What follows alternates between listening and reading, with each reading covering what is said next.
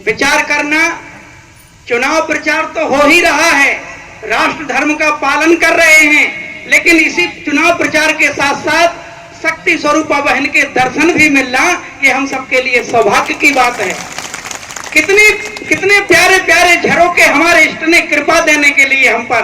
पूजनीय दीदी जी के दर्शन का मतलब हमें अपने इष्ट के दर्शन, उनकी उपस्थिति। आए 4 पंक्तियां पूजनीय दीदी जी के चरणों में आप सबकी भावना से। नशा मुक्त खुशहाल भारत की तस्वीर है संध्या दीदी जी। हम तो देख ही रहे हैं, लक्ष्य भी सामने था। जो पूज्य गुरुदेव जी ने कहा था कि दिल्ली के लाल किले पर शक्ति साधिका के द्वारा राष्ट्र ध्वज फहराया जाएगा। बस बीच का समय तो निकालना है भैया, बीच का समय तो निकालना है। और जो आशीष भैया, राजू भैया जी अभी बता रहे थे कि उन संघर्षों से में भी हमें आनंद मिलेगा, क्योंकि पूरा लक्ष्य निर्धारित है। नशा मुक्त खुशहाल भारत की तस्वीर है संध्या दीदी जी, और प्यासी मानवता को शीतल सा नीर है संध्या दीदी जी। और भ्रष्टाचारियों की सत्ता का अब अंत समझ लो निश्चित है, क्योंकि आने वाले भारत की तकदीर है संध्या दीदी जी, तकदीर है संध्या दीदी जी। भारतीय शक्ति चेतना पार्टी की राष्ट्रीय अध्यक्ष सिद्धाश्रम रत्न शक्ति स्वरूपा बहन संध्या दीदी जी के चरणों में हम निवेदन करते हैं, अपने आशीर्वचन हमें प्रदान करें। बोलो भारत माता की, बोलिए भारत माता की। दोनों हाथों को उठा के बोलिए भारत माता की। मंच पर आसीन भारतीय शक्ति चेतना पार्टी के समस्त प्रमुख पदाधिकारीगण, यहाँ पर उपस्थित भारतीय शक्ति चेतना पार्टी के समस्त कार्यकर्ता भाई बहन एवं सभी समर्थकों को सादर जय माता की, जय गुरुवती। आज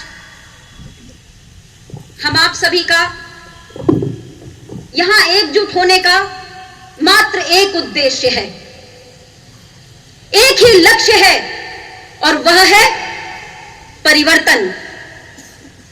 परिवर्तन उस गुलामी से जो आज तक हम आजादी के बाद भी जीते चले आए हैं। परिवर्तन उस राजनीति का जो एक अपराध की, माफियाओं की, दबंगाइयों की, पैसे वालों की और केवल दोहरी बातें करने वालों का उदाहरण बन के रह गई है। परिवर्तन उस राजनीति का जो राजनीति जनता के साथ छल करती है। परिवर्तन उस राजनीति का जो राजनीति आज इस दल से तो कभी उस दल से होती है। आज हम सभी के यहां इकट्ठे होने का मात्र एक ही यही उद्देश्य है। यह जो अग्नि है जो हमारे और आपके भीतर जल रही है विरोध की, उसका कोई व्यक्तिगत कारण नहीं है, उसका कोई कारण सत्ता सुख प्राप्त करना नहीं है। उसका कारण सिर्फ यह राजनेता है जो दोहरी बातें करके आज तक, आजादी के बाद तक केवल और केवल जनता का शोषण करते चले आए हैं, केवल और केवल जनता को बरगलाते चले आए हैं अपनी चिकनी चुपड़ी बातों पर। चुनाव आएंगे, दसियों मंत्री क्षेत्र में बैठा दिए जाएंगे, विधायक सांसद क्षेत्र में बैठा दिए जाएंगे। अरे भैया, जीत करके आते हो, जनता का वोट पा करके आते हो, 5 साल ईमानदारी से छोड़ो, 3 साल 4 साल भी ईमानदारी से यदि काम कर लोगे ना, तो जनता के बीच में चुनाव के समय बैठने की जरूरत नहीं पड़ेगी, जनता दौड़ के आपको वोट देगी। मगर उन्हें भय है कि कहीं जनता जाग ना जाए, उन्हें भय है कि कोई सत्यवादी, कोई समाज सुधारक, कोई धर्म योद्धा उनकी जनता को जगा ना दे, उस नशे से ना जगा दे जिस नशे को पिला पिला करके आज तक जनता का शोषण करते चले आए हैं। उन्हें भय है कि कहीं ऐसा ना हो कि कोई एक ऐसी पार्टी आ जाए जो समाज को जागरूक करने लग जाए, जो समाज को यह बताने लग जाए कि तुम्हें चाहिए क्या था और तुम्हें दिया क्या। तुम्हें चाहिए थी शिक्षा और तुम्हें मिला क्या। जाकर के सरकारी स्कूलों में जाकर के देखो, कहीं छप्पर नहीं है, कहीं पानी चूता है, कहीं बिल्डिंग नहीं अध्यापक नहीं है और तो और कहीं बच्चे नहीं हैं। आपको चाहिए था स्वास्थ्य, मगर आपको मिला क्या? आपको मिला कि अगर आपके और मेरे घर में कोई बीमार हो जाए, बड़ी गंभीर बीमारी हो जाए, तो उसे लेकर के हमें आपको नागपुर, दिल्ली और बंबई भागना पड़ता है। आपको चाहिए क्या था? आपको चाहिए था शुद्ध पीने का पानी। दुर्दशा तो देखिए मामा जी क्या कर दिया प्रदेश का। पीने का पानी तो छोड़ो, आज गांव में जाकर के देखो, घर में पानी पीने के लिए महिलाओं को कितनी दूर दूर जाना पड़ता है पानी लेने के लिए। पानी तो नहीं दिया, मगर समाज में जगह जगह कलारी खोल दी और शराब पिला करके युवाओं को नशेड़ी बना दिया, बच्चों को नशेड़ी बना दिया। आपको चाहिए क्या था?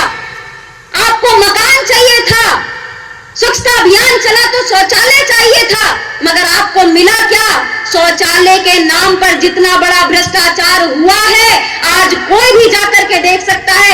जितने शौचालय बने हैं, 99% शौचालय आज टूट चुके हैं या वहां कोई उपयोग नहीं कर सकता। यह है भ्रष्टाचार का, यह इनकी राजनीति के खोखले वादे और खोखले दिखावे। कन्यादान की योजना चलाते हैं, कन्याओं के विवाह के लिए तो मामा जी ने कह दिया हम विवाह कराएंगे, कन्याओं को इतने हजार देंगे। अरे मामा जी यह तो बताओ, विवाह करके जब आपकी बहन ससुराल में जाएगी और आपके सरकारी ठेके से नशा पिया हुआ जब उसका पति घर में आएगा, तो वह सुरक्षित कैसे अपने आप को महसूस कर पाएगी? जरा विचार कीजिए, इन राजनेताओं ने हमें प्रदान क्या किया? बातें तो सभी बड़ी बड़ी कर लेते हैं, मगर जब जनता को देने की बारी आती है तो चुनावी घोषणाओं के अलावा जनता को कुछ भी प्राप्त नहीं होता। और यह घोषणा भी उनके डर का नतीजा है। डर उनसे सत्ता छिन जाने का, कुर्सी का मोह ही कुछ ऐसा होता है कि बड़ी बड़ी घोषणाएं तो करा देता है, मगर बाद में जनता कैसा जीवन जी रही है इससे उन्हें कोई लेना देना नहीं होता। आवश्यकता क्या थी हमें? सुरक्षा की। सुरक्षा तो छोड़ो, आज दमोह में कोई भी अखबार उठा करके देख लो, कोई भी न्यूज चैनल उठा करके देख लो, एक दिन ऐसा नहीं जाएगा जहां गांव की महिलाओं के साथ अत्याचार, दुराचार की कोई ना कोई खबर दमोह के पेपर में ना निकले। यह बात करते हैं मध्य प्रदेश को माफिया से मुक्त करने की। कितना माफियाओं से मुक्त किया गया है आज तक में? केवल और केवल थोथली बातें हैं। आज भी भू माफिया उसी प्रकार से कार्य कर रहे हैं, नशा माफिया उसी प्रकार से काम कर रहे हैं, रेत खनन उसी प्रकार से, रेत माफिया उसी प्रकार से कार्य कर रहे हैं, और केवल बातें कि 10 फीट नीचे जमीन के गाड़ दूंगा। अरे आप क्या 10 फीट नीचे जमीन पर गाड़ोगे? उन्हीं के बने हुए महलों के ऊपर तो आपकी सरकार और आपकी सत्ता चलती है। अभी भी अगर हम नहीं जागे, अभी भी अगर हम नहीं चेते, तो यकीन मानिए आजादी के इतने